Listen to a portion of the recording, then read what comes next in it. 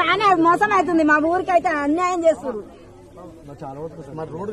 Road కావాలి sir. Road కావాలంటే road కూడా వాళ్ళకి ఉండాలి, మాకు కూడా ఉండాలి. బతికేందుకు కావాలి సార్.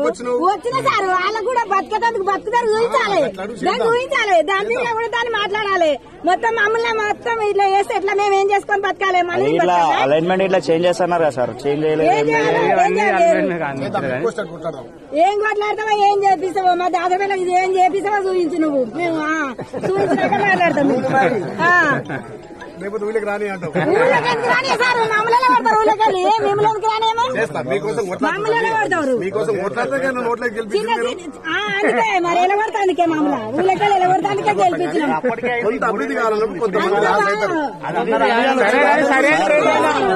సరైన రేట్ అయినా సార్.